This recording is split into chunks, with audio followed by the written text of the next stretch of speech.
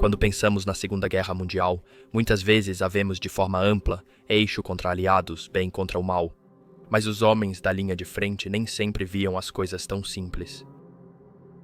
Além dos tiros, bandeiras e propaganda, soldados alemães tinham opiniões próprias sobre inimigos e aliados. Alguns eles respeitavam, outros desprezavam. Alguns lutavam ao lado deles com relutância, outros com orgulho. O que o exército alemão realmente pensava de seus principais inimigos, Grã-Bretanha, América e União Soviética, e o que eles realmente achavam de seus companheiros do eixo, Itália, Romênia, Hungria, Finlândia e Espanha. Estas são palavras e resumos reais retirados de diários, entrevistas e relatos de campo de batalha, não de generais ou políticos, mas dos homens que viveram isso.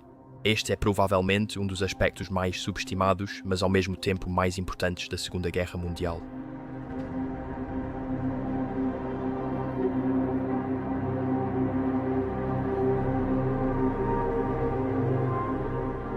A Alemanha não lutou sozinha. Ela foi acompanhada por várias nações aliadas, cada uma com suas forças, vulnerabilidades e motivos para entrar na guerra. A Itália, por exemplo, apoiou com confiabilidade frequentemente questionável, enquanto a Romênia sofreu grandes perdas e sacrifícios, especialmente na frente oriental. Essas alianças foram fundamentais para a estratégia do eixo e o curso da guerra, mas raramente eram simples. Prioridades conflitantes, diferenças culturais e frequentes mal-entendidos frequentemente criavam atritos, mesmo enquanto tentavam manter uma frente unida. Ainda assim, houve momentos em que soldados alemães desenvolveram respeito genuíno tanto por seus companheiros quanto por seus adversários em batalha. Ao analisar a visão dos soldados alemães sobre aliados e inimigos, destaca-se a percepção das forças americanas. Diferente de outras grandes potências, os Estados Unidos entraram tardiamente na guerra. Após o ataque japonês a Pearl Harbor em dezembro de 1941, os Estados Unidos se mobilizaram rapidamente e formaram uma grande força militar, quase do dia para a noite. Fábricas que produziam carros e eletrodomésticos rapidamente passaram a fabricar tanques, aviões e munições, liberando um poder industrial que poucos na Europa imaginavam possível. Comandantes e soldados alemães logo notaram o grande aumento de forças. Apesar da vantagem material dos Estados Unidos, a opinião sobre as tropas americanas era complexa. No início da guerra, muitos oficiais alemães e soldados da linha de frente tendiam a menosprezar as capacidades de combate dos americanos. Eles os viam inexperientes e sem a disciplina rígida presente nas fileiras alemãs ou britânicas. As vitórias das unidades americanas eram frequentemente descartadas como nada mais do que resultado de suprimentos esmagadores, enxurradas de tanques, caminhões e artilharia, em vez de qualquer habilidade tática real ou resistência no campo de batalha. O coronel-general Hans-Jürgen von Arnim, que lutou contra os americanos na Tunísia, resumiu essa crença de forma direta. Ele comentou que os soldados americanos pareciam entrar em pânico rapidamente quando enfrentavam pressão intensa e tinham tendência a recuar em vez de manter suas posições. Segundo ele, o sucesso dos americanos no campo de batalha vinha da potência de fogo e logística, não da experiência de combate. Essa linha de pensamento era compartilhada por muitos dentro das forças armadas alemãs, que achavam que as tropas americanas simplesmente não haviam passado pelos tipos de campanhas extenuantes que moldaram as duras realidades das frentes oriental ou ocidental. Essa crença vinha de observações culturais. Os soldados alemães foram formados em um sistema militar rígido e hierárquico, focado em obediência, resistência e treinamento tático. Quando olhavam para os soldados americanos, eles frequentemente viam homens que eram mais informais e relaxados em seu comportamento, pelo menos pelos padrões alemães. Os americanos faziam piadas, tratavam seus oficiais com uma facilidade casual que seria impensável nas fileiras alemãs e pareciam se portar com uma atitude descontraída. Muitos alemães viam isso como falta de seriedade ou compromisso, reforçando o estereótipo de que soldados americanos vacilavam em combates longos e brutais. Essas suposições seriam testadas de forma rigorosa. Os desembarques na Normandia em junho de 1944 acabaram com a complacência inicial dos alemães. A invasão aliada foi impressionante, Milhares de navios, dezenas de milhares de aeronaves e ondas sucessivas de tropas desembarcando em praias fortemente fortificadas e ferozmente defendidas.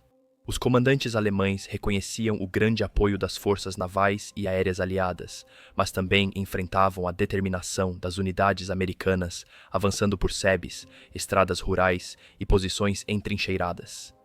Mesmo com planos fracassados, os soldados americanos improvisavam e seguiam avançando sob fogo inimigo. Algo que deixou muitos oficiais alemães surpresos. Mais tarde, com o inverno na Europa, o alto comando alemão fez uma última aposta no oeste, a ofensiva das Ardenas ou Batalha do Bulge. Eles queriam romper as linhas americanas pouco defendidas nas florestas densas da Bélgica e Luxemburgo, dividir os exércitos aliados e tentar forçá-los a uma paz negociada. Os alemães confiaram que as forças americanas, muitas inexperientes, cederiam diante de um ataque súbito e violento. A princípio, parecia que essa aposta poderia dar certo. O ataque inicial lançou as posições americanas em confusão. Estradas congestionaram com refugiados e soldados em retirada, suprimentos foram cortados e postos de comando invadidos. Unidades alemãs capturaram cruzamentos críticos e fizeram milhares de prisioneiros.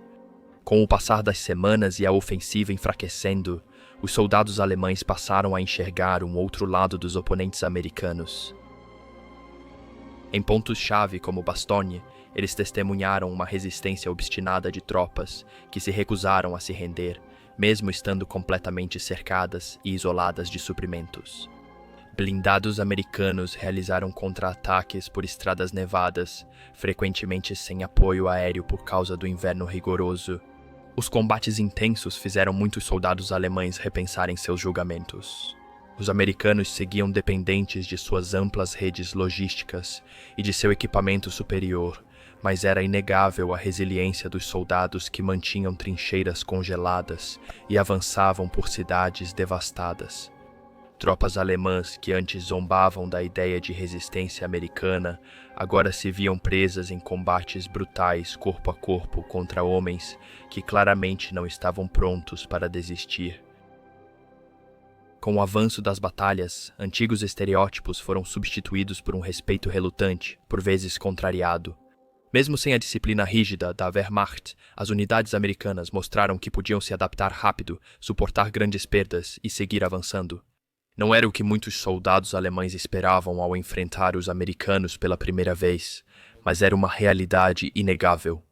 Ainda assim, muitos oficiais alemães seguiam atribuindo o sucesso americano no campo de batalha à indústria. Eles apontavam para a produção impressionante das fábricas dos Estados Unidos, que fabricavam mais tanques, aviões e peças de artilharia do que qualquer outra nação, e argumentavam que as vitórias americanas eram simplesmente o resultado de poderem sufocar seus inimigos sob montanhas de equipamentos. Havia uma certa verdade nisso. O poder industrial americano era incomparável e dava grande vantagem estratégica. Mas essa explicação fazia os observadores alemães ignorarem outro fator, a rapidez das unidades americanas em aprender e se adaptar. O que era uma força sem experiência de combate evoluiu rapidamente.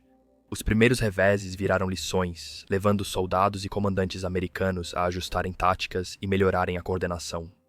Nas fases avançadas da guerra, as unidades dos Estados Unidos estavam mais afiadas, flexíveis e preparadas para o inesperado.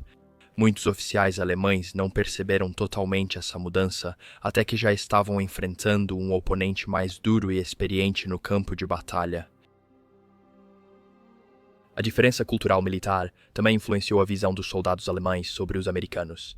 O exército alemão era conhecido pela rigidez, disciplina estrita, comando claro e doutrinas enraizadas. Já as forças americanas costumavam agir com tanta informalidade que, inicialmente, pareciam até descuidadas para os alemães. Eles viam oficiais e soldados interagindo de uma forma que borrava as linhas usuais de hierarquia. No caos da batalha, essa estrutura flexível às vezes favorecia as tropas americanas. Eles estavam mais dispostos a improvisar na hora e se adaptar a situações que mudavam rapidamente. Muitos alemães confundiram isso com falta de seriedade ou disciplina, erro de interpretação que seria caro conforme a guerra avançava.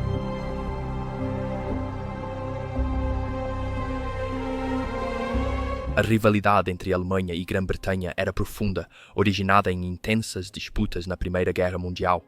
No início da Segunda Guerra Mundial, a antiga inimizade persistia, porém já havia evoluído.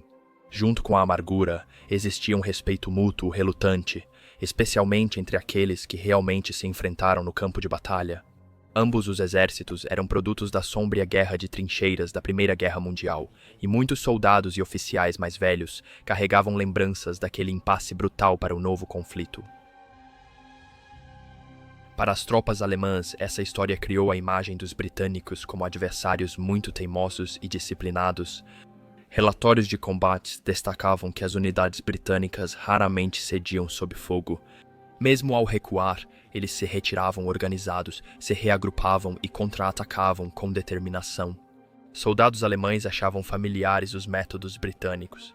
O exército britânico valorizava precisão, organização e orgulho profissional, refletindo valores militares alemães. Eles eram vistos como metódicos, confiáveis na defesa e capazes de manter uma linha sob enorme pressão. Relatos de oficiais alemães frequentemente mencionavam como as tropas britânicas mantinham a compostura, permaneciam em suas posições e continuavam resistindo de forma eficaz, mesmo quando as situações se tornavam sombrias. Também havia a impressão de que os britânicos seguiam um código não dito de conduta militar. Veteranos alemães observaram que as unidades britânicas geralmente tratavam os prisioneiros de forma adequada, evitavam crueldades desnecessárias e respeitavam os mortos no campo de batalha, características que às vezes geravam um certo sentimento de admiração profissional, mesmo em meio à matança. Essa mistura de rivalidade e respeito criava uma dinâmica única sempre que os dois exércitos se enfrentavam. Comandantes alemães que planejavam ataques contra setores britânicos geralmente esperavam uma resistência firme dos defensores. Quando avanços eram conquistados, havia o reconhecimento de que tais vitórias tinham sido obtidas contra adversários que não cediam terreno facilmente. Soldados da linha de frente contavam que, embora os britânicos não atacassem com a agressividade das táticas soviéticas, mantinham suas posições com teimosia e lutavam com tenacidade silenciosa. Para muitos alemães, essas impressões sobre a determinação britânica eram reforçadas repetidas vezes em vários campos de batalha, desde as praias e sebes da Normandia, até os avanços difíceis pelo norte da França e na Bélgica.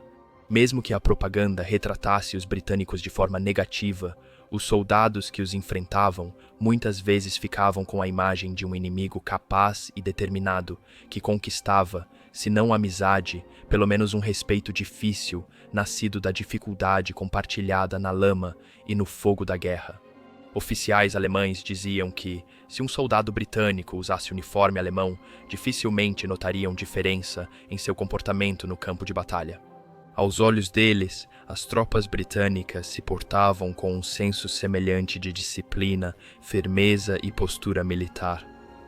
Mas junto com esse respeito, também não faltavam críticas, especialmente direcionadas ao alto comando britânico. Oficiais alemães passaram a considerar os generais britânicos cautelosos demais, relutantes em assumir riscos e por vezes lentos para agir quando era preciso ousadia. Exemplos dessa perspectiva surgiram repetidamente.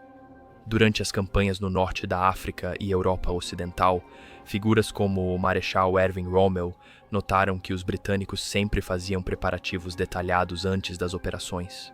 O planejamento era minucioso e a logística sólida. Mas, ao surgirem oportunidades ou vantagens, os comandantes britânicos por vezes hesitavam. Esse padrão alimentou uma crença entre os líderes alemães de que, embora os soldados britânicos fossem corajosos, capazes e confiáveis no calor do combate, a tendência de cautela de seus líderes frequentemente diminuía a eficácia das operações britânicas. O exemplo mais evidente para os alemães era Dunkerque em 1940.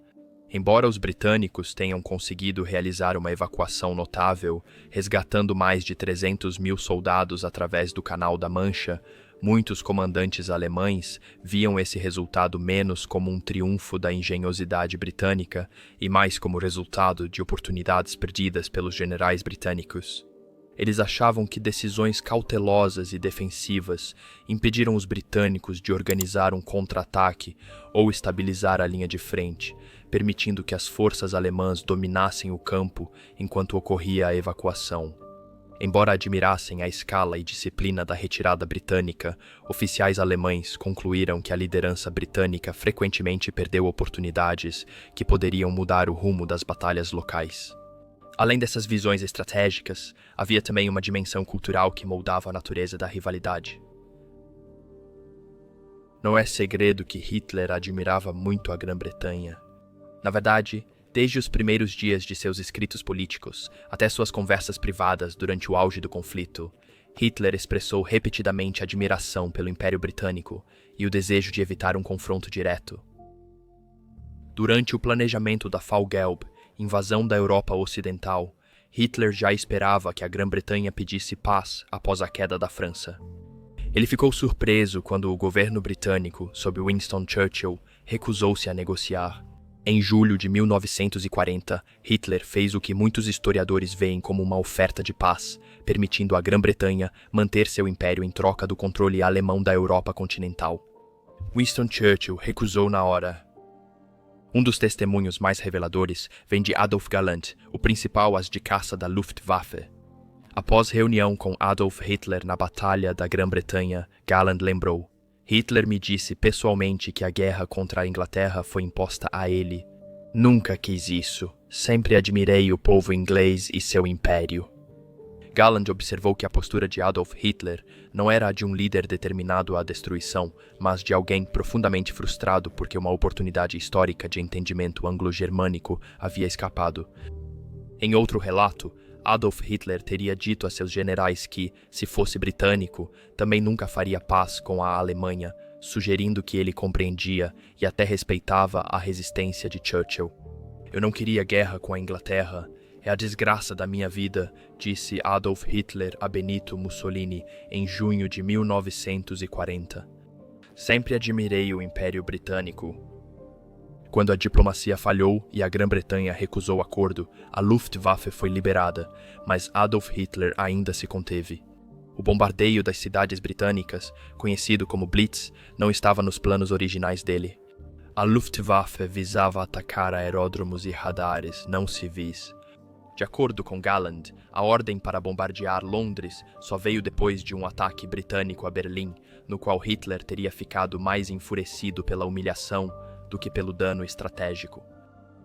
Você pode interpretar como quiser, mas esse respeito relutante não sobreviveu à guerra. Com os britânicos resistindo e o império de Hitler ruindo, desaparecia qualquer ilusão de aliança. Ainda assim, é uma das estranhas verdades da história. O homem que causou destruição na Europa iniciou sua ascensão com a ideia de parceria com a Grã-Bretanha, que nunca se realizou. Ao contrário do ódio ideológico que impulsionou a guerra da Alemanha com a União Soviética, ou do crescente ressentimento contra os americanos com a mudança do equilíbrio industrial, a competição com os britânicos tinha um tom claramente diferente. Valores compartilhados geravam uma sensação peculiar de familiaridade entre ambos. Ambas as nações tinham tradições militares sólidas que valorizavam honra, formalidade e conduta profissional. Essa sobreposição cultural às vezes se manifestava na forma como as batalhas eram travadas e, ocasionalmente, até mesmo em breves momentos de cavalheirismo no campo de batalha. Houve casos isolados de tréguas locais, como breves cessar-fogos no Natal na Primeira Guerra Mundial, quando ambos os lados paravam o combate para resgatar feridos ou enterrar mortos. Era uma rivalidade pautada pelo profissionalismo, mais voltada para provar competência militar do que para aniquilar um inimigo odiado. Muitos relatos da linha de frente, tanto de veteranos alemães quanto britânicos, retratavam soldados focados em seu dever, muitas vezes sem a animosidade pessoal profunda que ardia com tanta intensidade na frente oriental. Isso fez da relação anglo-alemã uma das tramas mais complexas e sutis presentes no conflito mais amplo, um confronto marcado tanto pelo respeito relutante quanto por balas e explosivos. O papel da Espanha na Segunda Guerra Mundial foi incomum em relação às demais nações do eixo. Oficialmente, sob o comando do general Francisco Franco, a Espanha permaneceu neutra, ainda lambendo as feridas de uma guerra civil brutal que só terminou em 1939. No entanto, Franco nutria profundas simpatias por Hitler e sua luta contra o bolchevismo. Esse alinhamento ideológico abriu as portas para que voluntários espanhóis se juntassem ao esforço de guerra alemão, sem envolver formalmente a própria Espanha no conflito. Esses voluntários criaram a conhecida Divisão Azul. De 1941 a 1943, cerca de 50.000 espanhóis serviram na frente oriental com as forças alemãs. Motivados por anticomunismo, desejo de aventura e, em alguns casos, pela promessa de salário estável após anos de dificuldades econômicas, eles foram enviados para enfrentar a máquina de guerra soviética. O envio deles os colocou em algumas das condições mais difíceis da guerra. Soldados espanhóis que lutaram nas colinas de sua guerra civil agora marchavam pela lama e neve nas vastas planícies russas. Eles enfrentaram batalhas defensivas brutais em Novgorod e no rio Volkhov, com temperaturas abaixo de 30 graus Celsius. Muitos, sem equipamentos adequados, descobriram que o frio podia ser tão mortal quanto as balas soviéticas. Apesar do frio e da maioria soviética, oficiais alemães e espanhóis destacaram o espírito de luta desses homens na linha de frente. As unidades espanholas frequentemente demonstravam certa imprudência nos ataques, avançando com uma bravura que às vezes preocupava seus colegas alemães, mais metódicos. Mas ao manter trincheiras sob bombardeio ou repelir ataques soviéticos, os espanhóis eram incrivelmente teimosos. Isso lhes trouxe respeito e cautela dos comandantes alemães, que reconheciam o valor e a imprevisibilidade dos camaradas espanhóis. Embora a Espanha não fizesse oficialmente parte do eixo, seu envolvimento por meio da Divisão Azul deixava claro que o governo de Franco apoiava a guerra de Hitler contra a União Soviética, só que sem envolver diretamente a própria Espanha no conflito global. A decisão de Franco de enviar tropas espanholas para lutar sob comando alemão foi uma aposta política cuidadosa. Por um lado, isso permitiu que ele pagasse uma dívida a Hitler, cuja Legião Condor da Luftwaffe teve um papel decisivo ao apoiar Franco durante a Guerra Civil Espanhola. Por outro lado, isso permitiu que a Espanha mantivesse uma postura oficial de neutralidade, evitando o tipo de confronto direto com a Grã-Bretanha e os Estados Unidos, que poderia ter trazido repercussões devastadoras ao solo espanhol. Os homens que se voluntariaram para essa missão eram, em sua maioria, movidos por convicções ferozmente anticomunistas. Muitos viam isso como oportunidade de seguir lutando contra o marxismo, atacando o que chamavam de centro do poder bolchevique. Organizados como a 250ª Divisão de Infantaria dentro do exército alemão, esses espanhóis usavam uniformes alemães e estavam sob o controle operacional alemão, mas ainda mantinham suas próprias patentes espanholas, falavam sua língua nativa e preservavam um senso de identidade nacional distinta. Os soldados alemães passaram a respeitar muitos voluntários espanhóis. A dura frente oriental levou cada homem ao limite, e a Divisão Azul mostrou seu valor onde outras unidades do eixo tiveram dificuldade. Relatos alemães frequentemente destacavam como os espanhóis enfrentavam o ambiente hostil, encarando as adversidades em vez de recuarem. Oficiais elogiavam sua coragem e capacidade de se adaptar ao campo de batalha em constante mudança. Apesar de não possuírem o mesmo nível de treinamento formal típico da infantaria da Wehrmacht, os espanhóis compensavam isso com determinação e garra, conquistando o respeito genuíno de seus camaradas alemães. Um exemplo claro desse espírito de luta foi em fevereiro de 1943, na Batalha de Krasnibor, perto de Leningrado. Como parte das grandes ofensivas soviéticas que visavam romper o cerco, ondas de soldados do Exército Vermelho, apoiadas por uma forte concentração de tanques e artilharia, atacaram as posições espanholas. Os soviéticos os superavam em número por mais de 4-1, mas de forma notável, a Divisão Azul manteve sua posição por vários dias.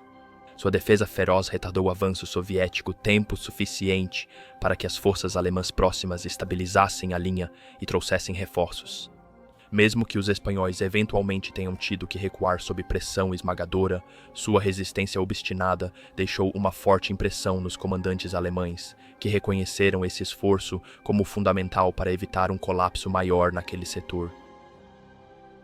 Durante todo o seu serviço na Frente Oriental, a Divisão Azul se destacou por um nível incomum de unidade e camaradagem. Ao contrário de algumas outras unidades aliadas do eixo, onde motivos divergentes, barreiras linguísticas ou disciplina desigual às vezes causavam confusão, os espanhóis lutaram como um grupo coeso. Essa coesão se devia em parte ao fato de todos serem voluntários, unidos por uma convicção ideológica comum, mas também porque lhes era permitido preservar grande parte de seu próprio caráter cultural dentro do sistema militar alemão mais amplo. Cantavam músicas espanholas nas trincheiras, levavam suas bandeiras e mantinham costumes que lhes davam vantagem moral até no inverno russo. Franco fez questão de manter a Divisão Azul como símbolo do orgulho espanhol.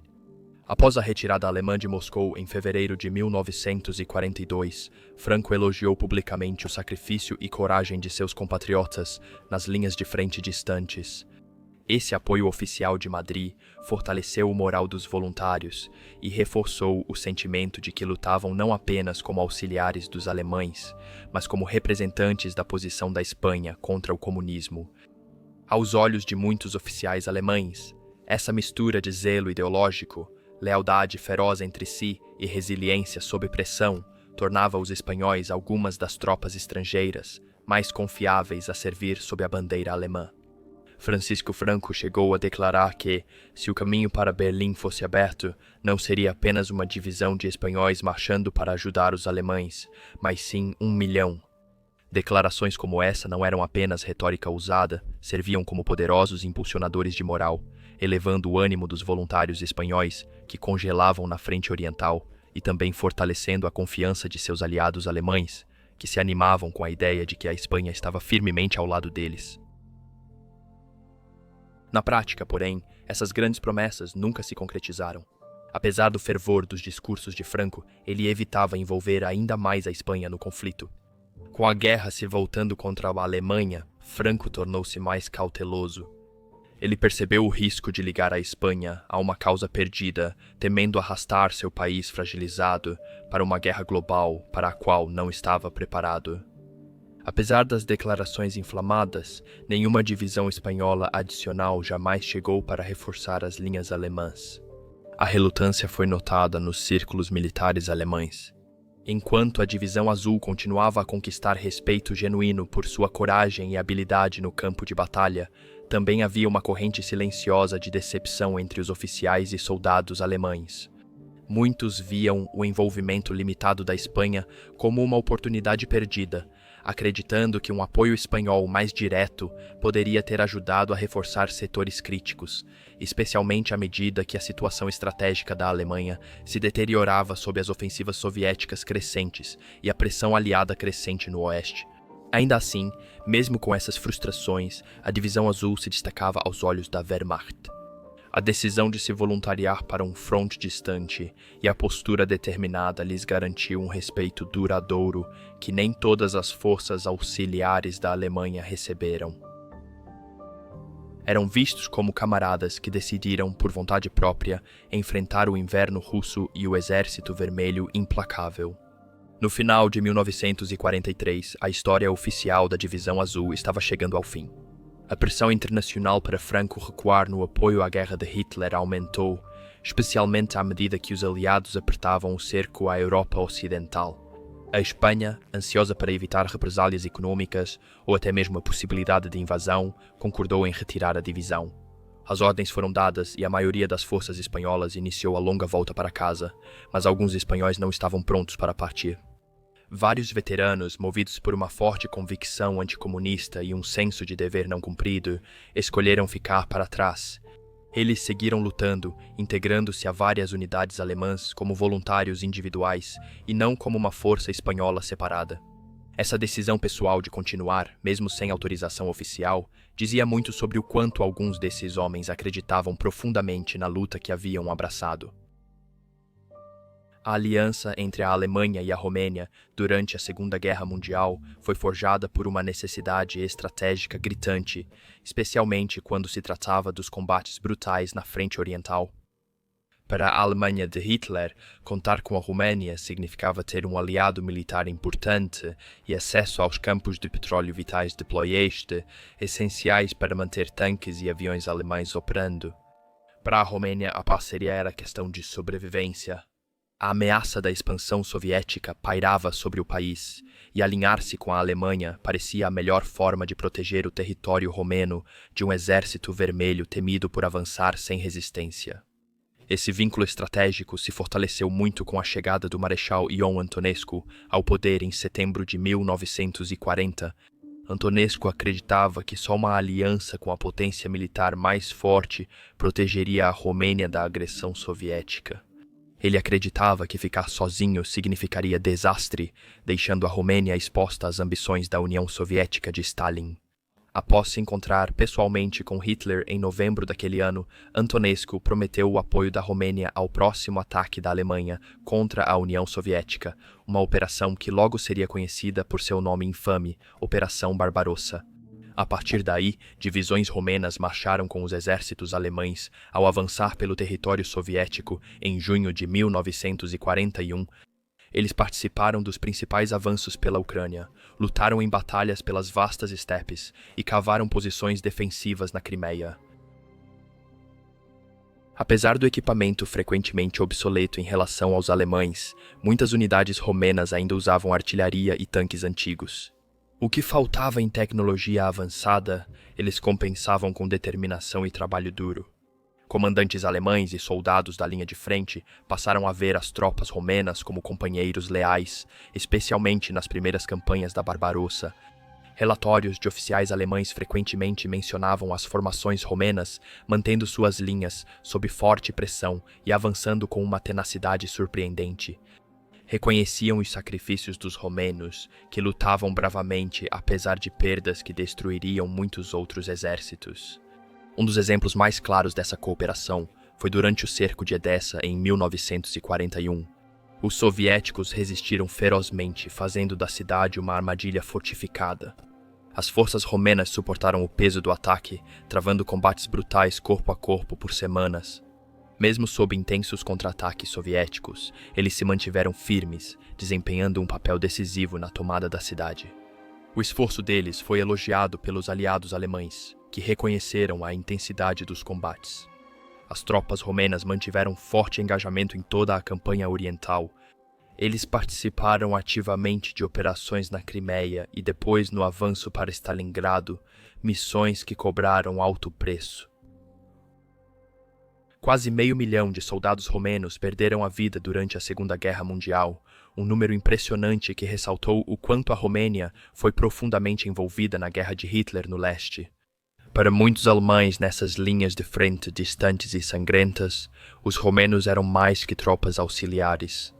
Eles eram vistos como irmãos de armas que lutavam lado a lado nas trincheiras, compartilhavam a mesma miséria da lama e do frio e combatiam as mesmas ofensivas soviéticas implacáveis.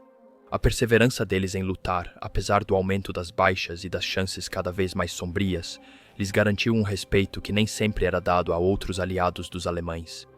A contribuição da Romênia para o esforço de guerra do eixo foi enorme, mas a aliança não estava livre de sérios desafios.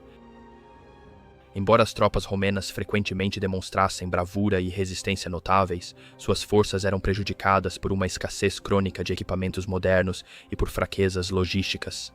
Muitas divisões romenas entraram na frente oriental ainda usando fuzis, artilharia e veículos blindados obsoletos, o que por vezes causava problemas críticos em operações conjuntas com as formações alemãs, que tinham melhor equipamento. Oficiais alemães notavam essa diferença e achavam que, com armamentos mais avançados e recursos adequados, a Romênia teria tido impacto ainda maior no campo de batalha.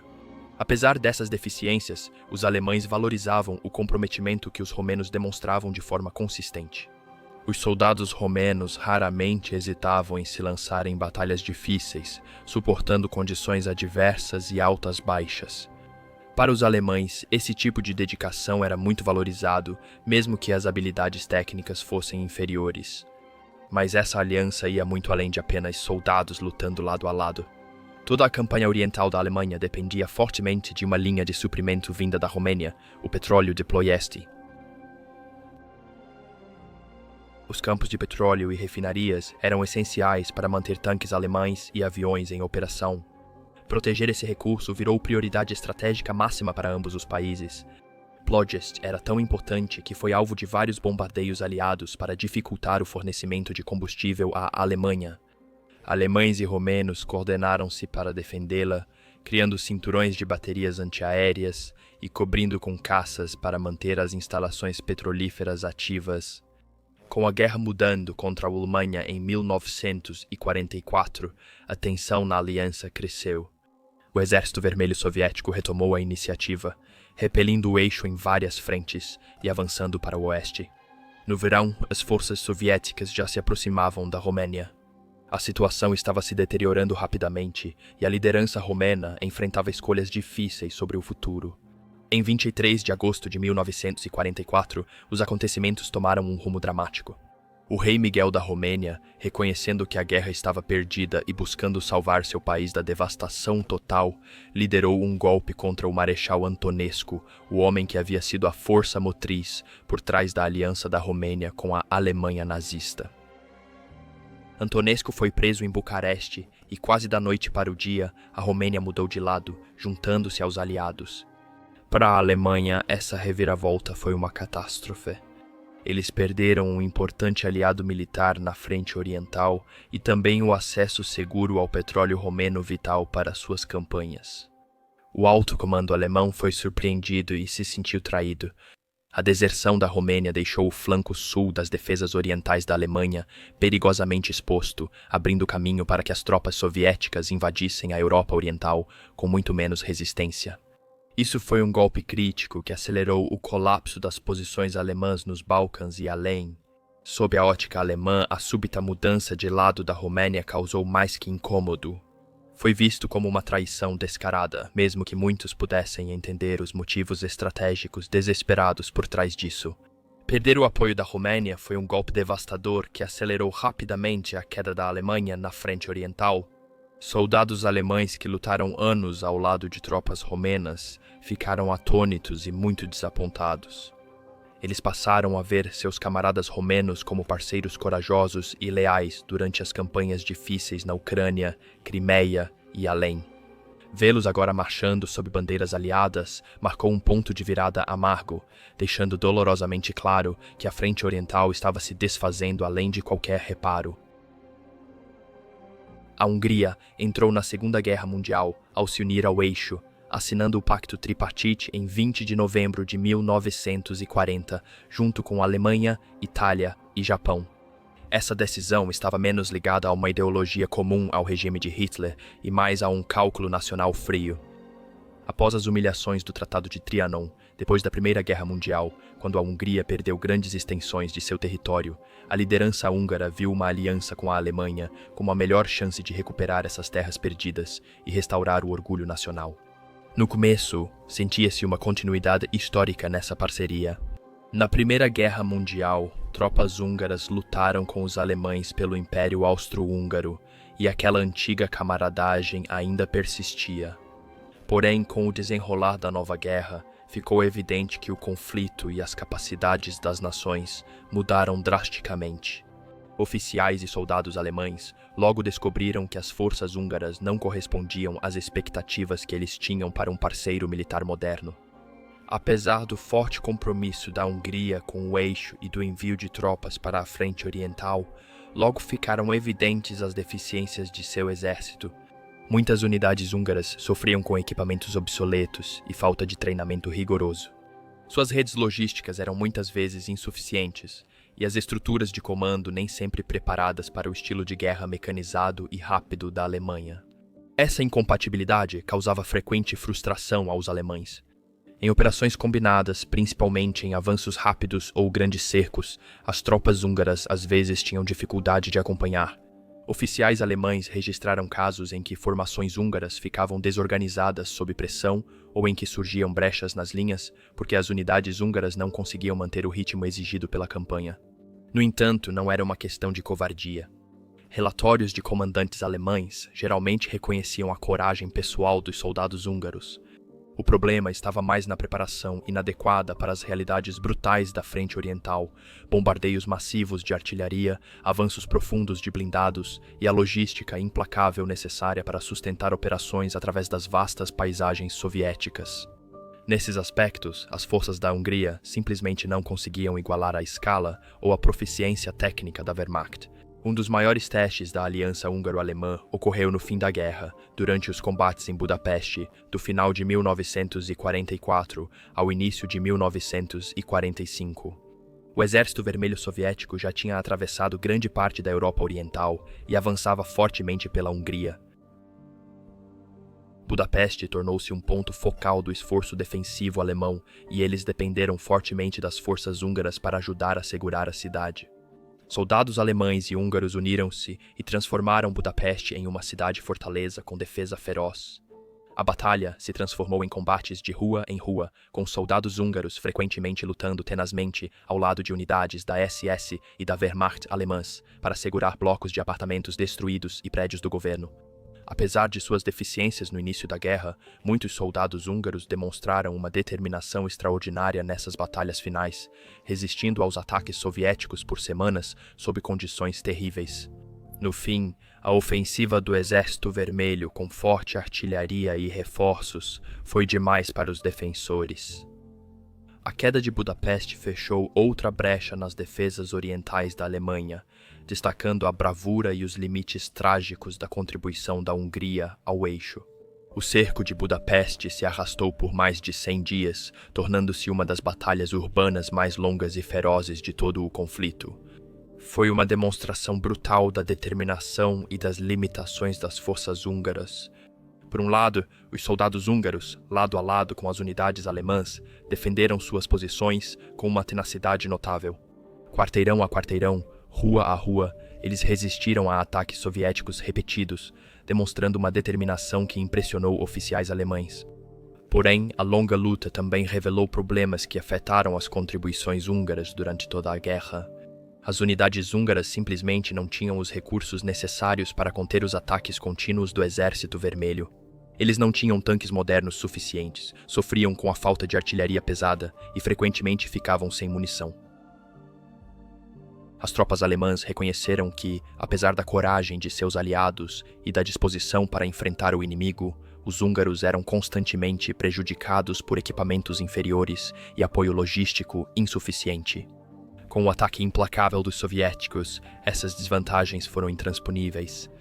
Os defensores foram derrotados e Budapeste caiu no início de 1945, prejudicando as esperanças húngaras e alemãs de estabilizar a frente oriental. Além das duras realidades do combate, havia também correntes culturais e políticas mais profundas que complicavam a aliança germano-húngara.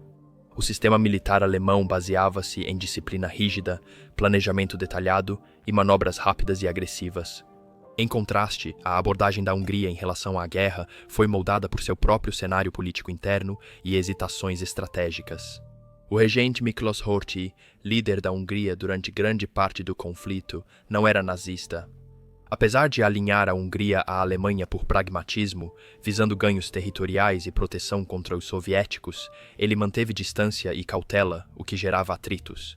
O próprio Horthy sentia desconforto com vários aspectos da política alemã, especialmente sobre a perseguição aos judeus. A relutância em adotar totalmente a agenda radical de Hitler tornou a aliança instável. À medida que a sorte da Alemanha declinava e o Exército Vermelho avançava constantemente para o oeste, os líderes húngaros começaram a buscar maneiras de limitar a exposição do país a um desastre total. Isso aumentou as tensões com Berlim, pois os comandantes alemães se frustravam com o que viam como compromisso político fraco de Budapeste. Do ponto de vista alemão, o valor estratégico da Hungria foi diminuindo gradualmente. No início da guerra, a posição geográfica da Hungria a tornava um aliado importante, um tampão que poderia ajudar a proteger o flanco sul da Alemanha dos avanços soviéticos. Mas, à medida que o Exército Vermelho avançava pela Europa Oriental com ímpeto crescente, ficava cada vez mais claro que, sem reforços alemães pesados, as forças húngaras sozinhas tinham pouca chance de deter a maré soviética. A queda de Budapeste confirmou de forma contundente essa realidade, sinalizando o colapso da capacidade da Hungria de permanecer como um participante efetivo no esforço de guerra do Eixo e marcando o começo do fim de sua participação na campanha oriental em ruínas de Hitler. A parceria entre Alemanha e Finlândia na Segunda Guerra Mundial se diferenciou das relações tradicionais do Eixo. Diferente da Itália ou Hungria, a Finlândia nunca integrou formalmente a Aliança do Eixo. A cooperação deles surgiu de uma simples e urgente realidade. Ambas as nações tinham um inimigo em comum, a União Soviética. A Finlândia já havia mostrado seu valor contra o Exército Vermelho na Guerra de Inverno de 1939-1940, quando, mesmo em desvantagem, as forças finlandesas defenderam ferozmente sua pátria. O desempenho deles no conflito trouxe respeito internacional e impressionou os planejadores militares alemães. Então, quando Adolf Hitler lançou a Operação Barbarossa em junho de 1941 com o objetivo de destruir a União Soviética, a Finlândia também entrou na luta, motivada pela esperança de recuperar os territórios perdidos para Moscou após o amargo acordo de paz que encerrou a Guerra de Inverno. Essa nova luta ficou conhecida como a Guerra de Continuação. Os soldados alemães que lutaram ao lado dos finlandeses rapidamente desenvolveram um grande respeito por seus aliados do norte. Os finlandeses ficaram conhecidos por serem duros, adaptáveis e habilidosos como combatentes, especialmente na implacável frente oriental. Nas neves e florestas densas, onde muitos exércitos ficaram presos,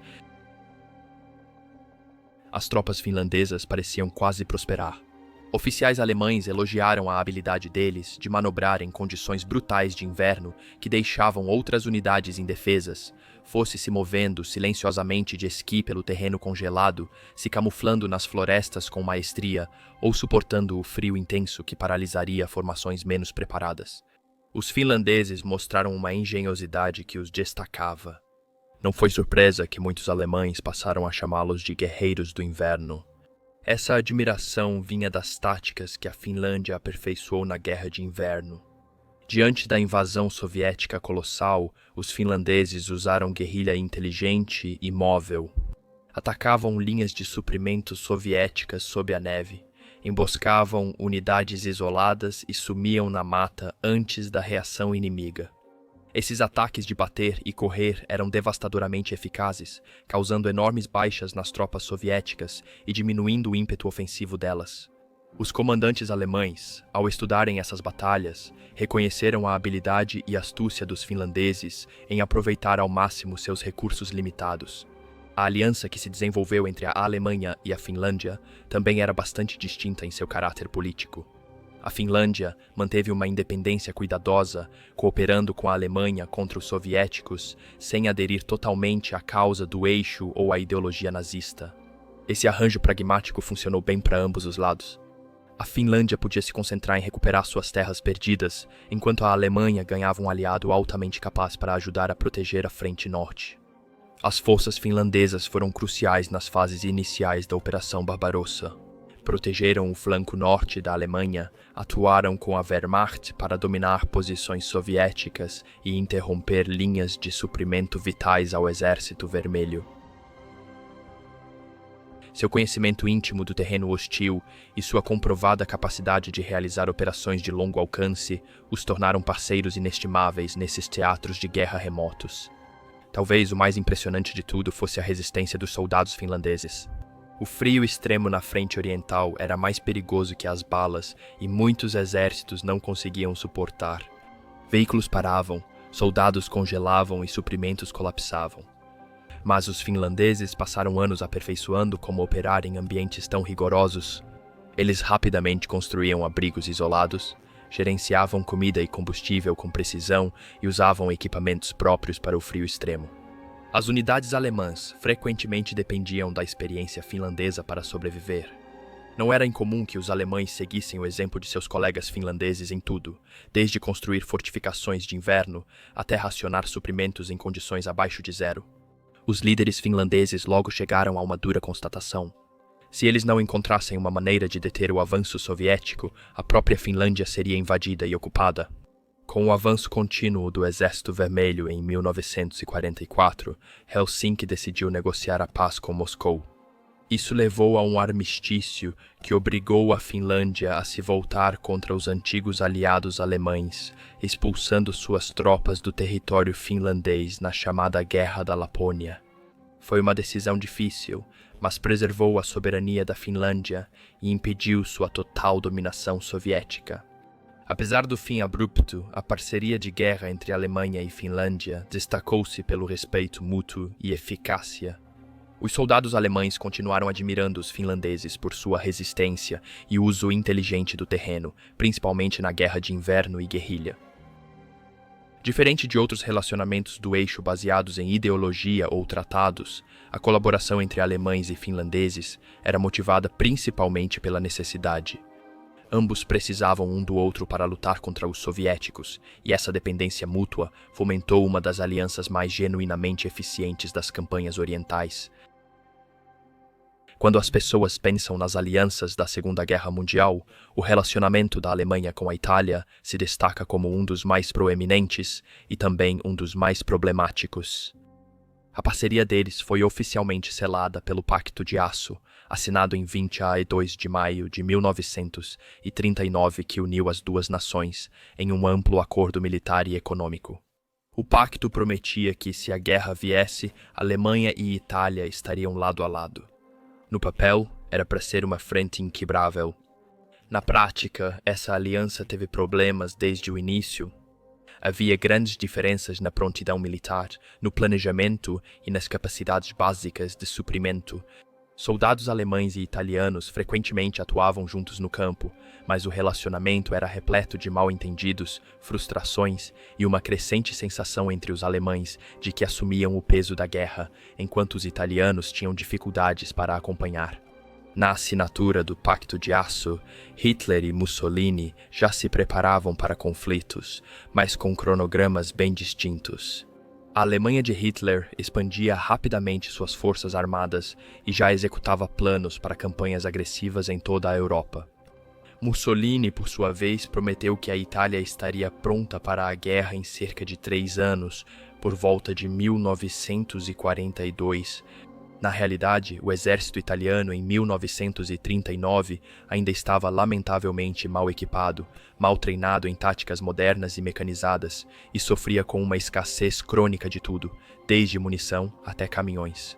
A diferença ficou clara quando a Alemanha invadiu a Polônia em 1º de setembro de 1939, levando Grã-Bretanha e França a declararem guerra dias depois.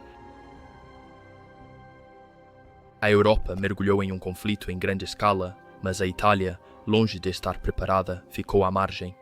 Mussolini optou por não envolver as forças italianas, alegando que o país não suportaria uma guerra naquele momento. A Itália só entrou na guerra em 10 de junho de 1940, quase um ano depois, quando a França parecia perto da derrota. A entrada tardia deixou um gosto amargo para muitos oficiais e soldados alemães. Eles viam isso como prova da fraqueza e hesitação da Itália, que não cumpria as promessas do Pacto de Aço. A aposta motivou a decisão tardia de Mussolini. Ele buscava ganhos fáceis à custa da Grã-Bretanha e França, enquanto a Alemanha parecia vitoriosa. Isso arrastou a Itália para um conflito longo e desgastante, para o qual ela não estava preparada. Desde o início, as tropas alemãs consideraram seus aliados italianos um grupo bastante variado. Eles frequentemente respeitavam soldados italianos individualmente por seu espírito e disposição para lutar, mas rapidamente ficaram céticos em relação ao exército italiano como instituição. Com o passar da guerra, essas impressões mistas sobre as forças italianas entre as tropas alemãs gradualmente se transformaram em pura negatividade. Muitos soldados alemães começaram a ver seus aliados italianos como carentes do mesmo nível de comprometimento, disciplina e eficácia em combate que eles esperavam de um parceiro militar sério. Cartas, diários e relatórios da linha de frente relatavam que as unidades italianas eram hesitantes em combates intensos e rapidamente depunham as armas diante de resistência forte. Um ditado popular entre as fileiras alemãs capturava essa avaliação severa. 130 mil italianos equivalem talvez a 10 mil alemães.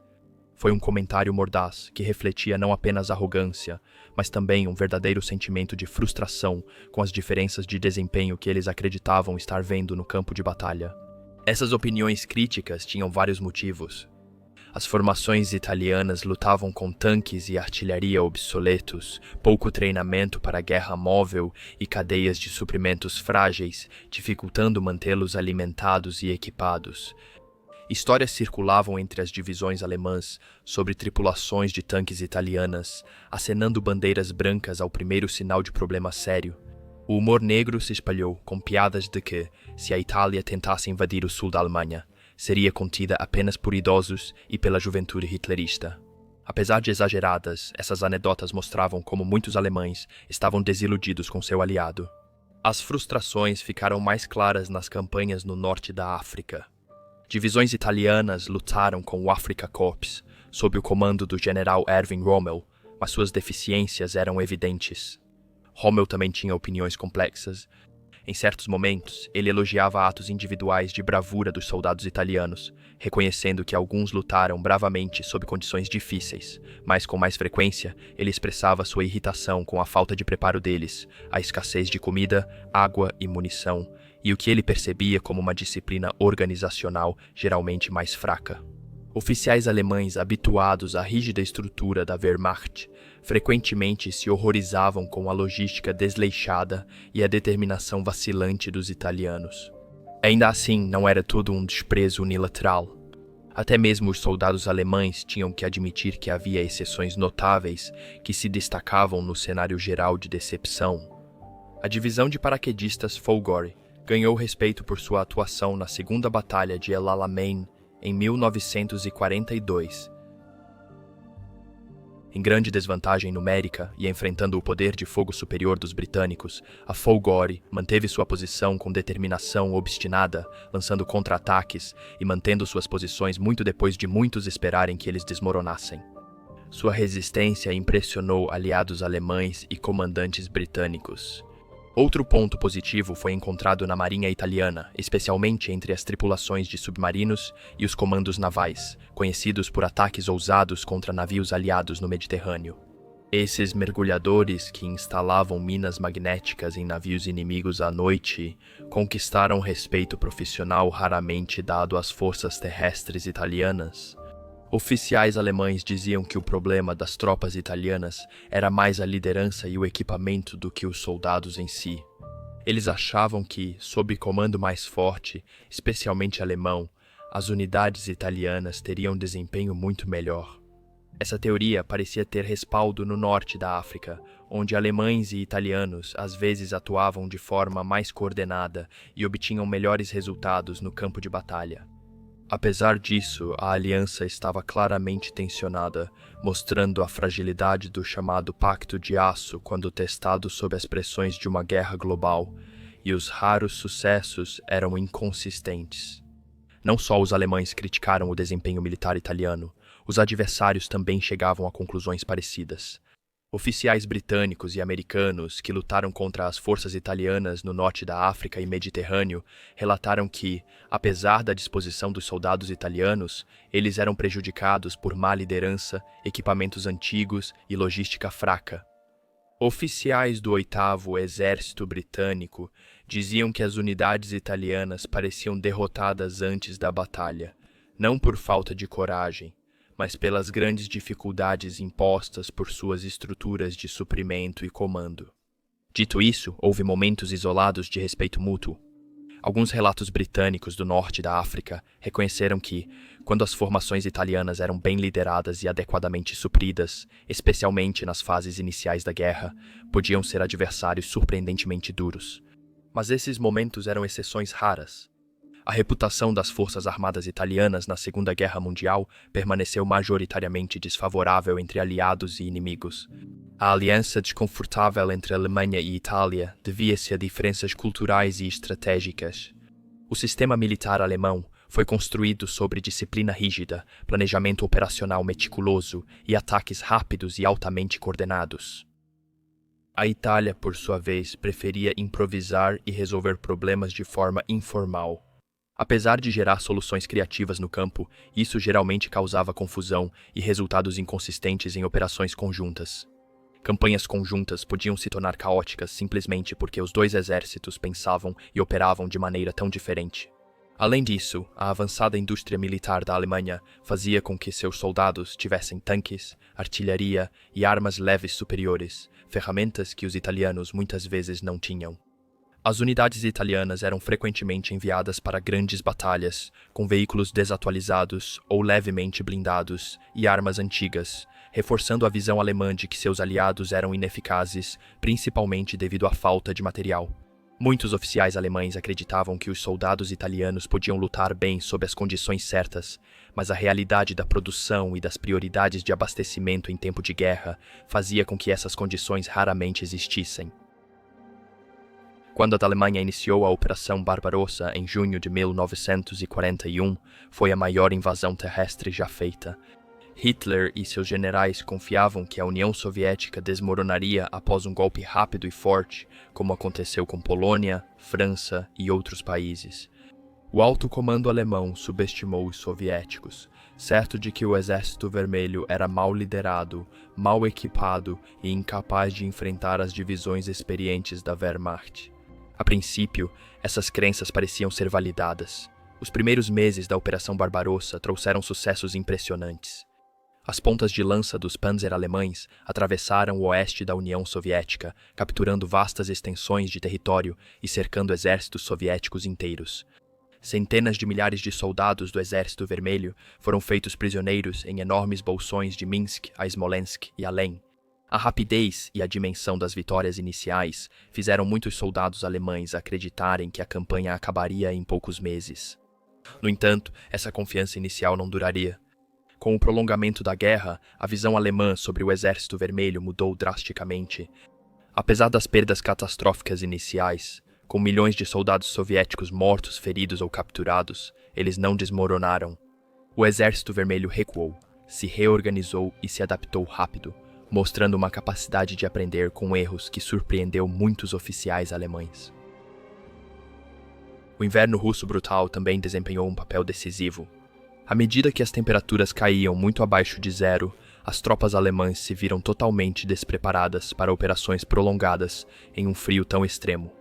O equipamento falhou, as linhas de suprimento congelaram e milhares de soldados sofreram queimaduras de frio.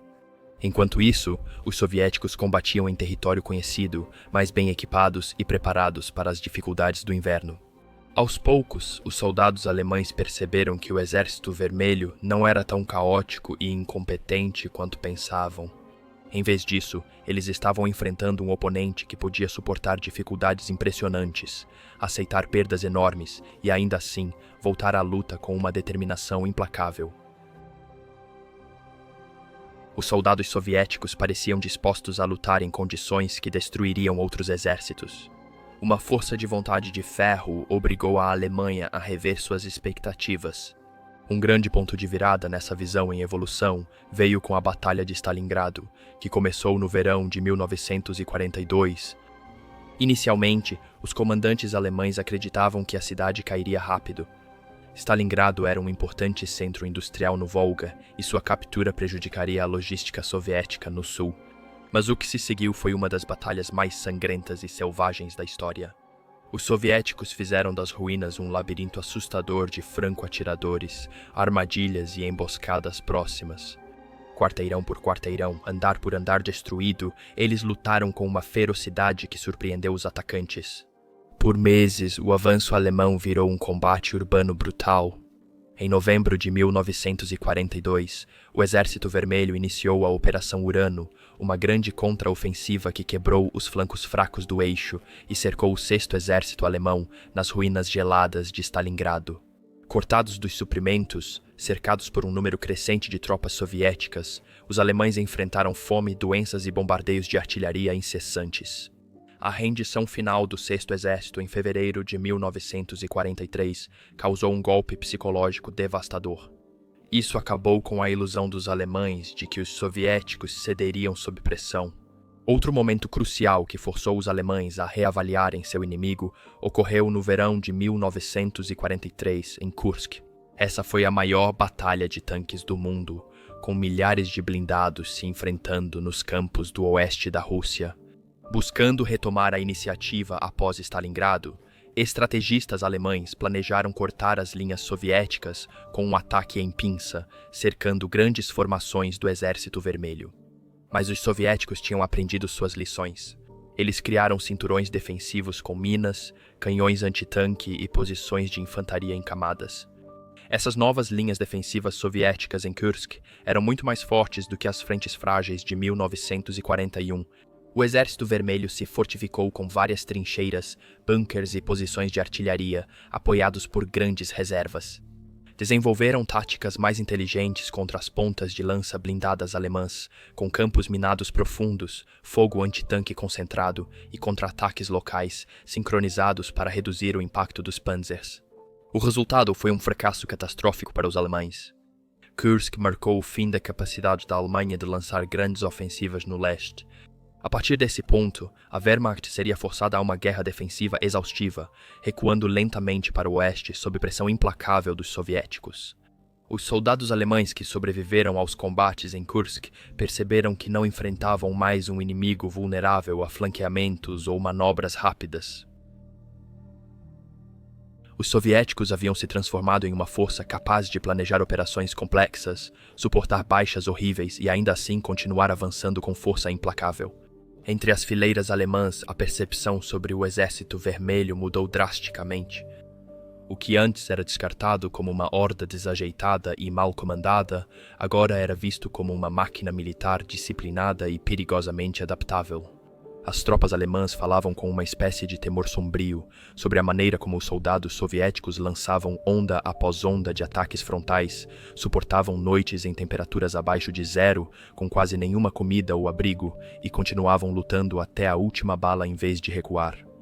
Histórias se espalhavam pelas trincheiras sobre comissários soviéticos executando soldados que tentavam recuar, reforçando a ideia de que a determinação soviética era quase desumana. Apesar das duras realidades na frente oriental, essa visão foi lentamente se tornando um respeito relutante. Os soldados alemães perceberam que subestimar os soviéticos foi um erro pago com sangue. No fim da guerra, oficiais da Wehrmacht e SS admitiam até publicamente que o Exército Vermelho os superou de formas inesperadas. Não foram só os números absolutos que sobrecarregaram a Alemanha, mas a combinação de estratégia em evolução, grande mobilização industrial e de mão de obra e uma vontade inabalável de lutar, independentemente do custo. Agora chegamos ao fim. Se gostou desse mergulho nos pensamentos dos soldados alemães, deixe seu like e inscreva-se para mais história real e sem filtros. Eu abordo histórias esquecidas, relatos da linha de frente e a verdade por trás das manchetes da Segunda Guerra Mundial. Comente qual opinião mais te surpreendeu e sobre qual tema quer ver no próximo vídeo. Obrigado por assistir. Até o próximo vídeo.